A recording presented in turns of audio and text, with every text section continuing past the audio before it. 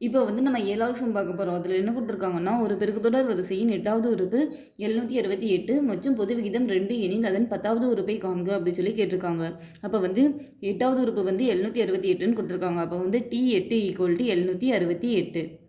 பொது விகிதம் 2ன்னு கொடுத்துருக்காங்க. அப்போ வந்து R = 2ன்னு கொடுத்துட்டாங்க. இப்போ வந்து பெருக்குத்தொடர் வரிசையின் என்னாவது உறுப்பை கண்டுபிடிக்கிறதுக்கு என்ன ஃபார்முலானா Tn = AR⁻n-1. அப்போ வந்து T8 = 768ன்னு கொடுத்துருக்காங்களா. அப்போ வந்து T8 இந்த ஃபார்முலா படி நம்ம எழுத போகிறோம். அப்போ வந்து ஏயோட வேல்யூ நமக்கு என்னென்னு தெரியாது. ஆரோட வேல்யூ வந்து சம்மில் 2ன்னு கொடுத்துட்டாங்க. அப்போ வந்து ஆர் இருக்கிற இடத்துல வந்து நம்ம 2 போட்டுக்கலாம். Power n-1. அப்போ வந்து n 8வது உறுப்பு. அப்போ வந்து n வந்து 8, அதாவது இந்த Tn இந்த எண் இருக்கிற இடத்துல வந்து இங்கே 8ன்னு இருக்கா. அப்போ வந்து இந்த எண் இருக்கிற இடத்துல வந்து நம்ம 8 போடுவோமா, -1 அப்படியே போட்டுக்கிறோம். = 768. அப்போ வந்து இந்த ஏ தனியாக இருக்குது. அப்போ வந்து ஏ புள்ளி, அதாவது புள்ளினாலும் பெருக்கல்னு தான் அர்த்தம். இப்போ வந்து 2 அடுக்கு 8, 8லேருந்து 1 கழிச்சா நமக்கு வந்து 7ன்னு கிடைக்குமா, = 768. அப்போ வந்து இங்கே ஏற்கனவே 768 இருக்குது. இந்த 2 அடுக்கு 7 வந்து இங்கே பெருக்கல்ல இருக்குது. இந்த சைடு வந்தால் வகுத்தல் ஆயிரும். வகுத்தல் 2 அடுக்கு 7. அப்போ வந்து இந்த சைடு ஏ மட்டும் இருக்கும். இப்போ வந்து 768க்கு நம்ம வந்து டானா வகுத்தல் எடுக்க போகிறோம். எடுத்தால் என்ன கிடைக்கும், 2வது வைப்பாட்டில் எடுக்கிறோம். ஏன்னா இங்கே வந்து 2 அடுக்கு 7 தானே இருக்குது. அப்போ வந்து 3 6 மிச்சம் 1 இருக்கும். 8 2 16, 4 2 8. மறுபடியும் இதை வந்து 2வது வைப்பாட்டில் எடுக்க போகிறோம். 1 2 2 மிச்சம் 1 இருக்கும். 9 2 18 மிச்சம் 2 4ன்னு இருக்கும். மறுபடியும் இதை 2வது வைப்பாட்டில் எடுக்க போகிறோம். 9 2 18 மிச்சம் 1 இருக்கும். 6 2 12. மறுபடியும் 2வது வைப்பாட்டில் எடுக்க போகிறோம். 4 2 8 மிச்சம் 1 இருக்கும். 8 2 16. மறுபடியும் 2வது வைப்பாட்டில் எடுக்க போகிறோம். 2 2 4, 4 2 8. மறுபடியும் 2வது வைப்பாட்டில் எடுக்க போகிறோம். 1 2 2, 2 4. மறுபடியும் 2வது வைப்பாட்டில் எடுக்க போகிறோம். 6 2 12.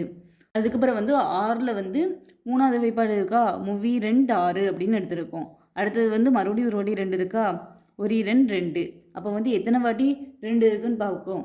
1 2 3 4 5 6 7 8. அதாவது 2 அடுக்கு 8.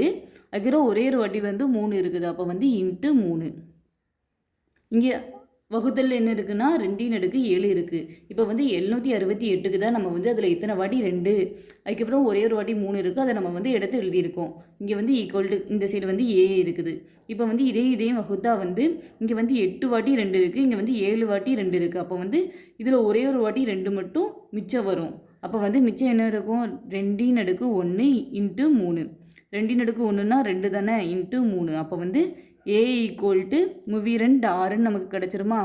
இப்போ வந்து ஏயோட வேல்யூ ஆரோட வேல்யூ நமக்கு தெரியுது. சம்பளம் என்ன கேட்டிருக்காங்கன்னா அதன் 10வது உறுப்பை காண்க அப்படின்னு சொல்லி கேட்டிருக்காங்க. அப்போ வந்து இந்த ஃபார்முலாவை வச்சு நம்ம வந்து 10வது உறுப்பை கண்டுபிடிச்சிடலாமா. அதாவது என்னாவது உறுப்பை கண்டுபிடிக்கிறதுக்கு என்ன ஃபார்முலானா Tn = AR⁻n-1. இப்போ வந்து R = 2ன்னு சம்பளே கொடுத்துட்டாங்க. A = 6ன்னு நம்ம கண்டுபிடிச்சிட்டோம். இதை வந்து இதில் சப்ஜெக்ட் பண்ண போகிறோம். நம்ம வந்து இப்போ 10வது உறுப்பை கண்டுபிடிக்க போகிறோம். அப்போ வந்து இந்த எண் இருக்கிற இடத்துல வந்து நம்ம 10 போடுவோம். அப்போ வந்து T10 = A இருக்கிற இடத்துல வந்து 6 போட்டுட்டோம். இந்த R இருக்கிற இடத்துல வந்து நம்ம 2 போட்டுட்டோம். இந்த எண் இருக்கிற இடத்துல வந்து இந்த 10 போட்டுட்டோம். -1. அப்போ வந்து 6, இந்த 2, இந்த 10லேருந்து 1 கழிச்சா நமக்கு வந்து 9ன்னு கிடைக்கும். இப்போ வந்து 6 புள்ளி, அதாவது 2 வந்து 9 வாட்டி நம்ம இப்படி போட்டு பெருக்கினா நமக்கு என்ன வேல்யூ கிடைக்கும்னா 512 கிடைக்கும். அப்போ வந்து புள்ளினா என்ன அர்த்தம்னா பெருக்கல்னு தான் அர்த்தம். அதாவது 6 × 512ன்னு அர்த்தம். 6 × 512னா நமக்கு வந்து 3072ன்னு கிடைக்கும். இப்போ சம்மில் என்ன கண்டுபிடிக்க சொல்லியிருக்காங்கன்னா 10வது உறுப்பை காண்கன்னு சொல்லியிருக்காங்க. அப்போ வந்து 10வது உறுப்பு வந்து 3072ன்னு நம்ம கண்டுபிடிச்சிட்டோம். இதோட இந்த சம் அவ்வளோதான்.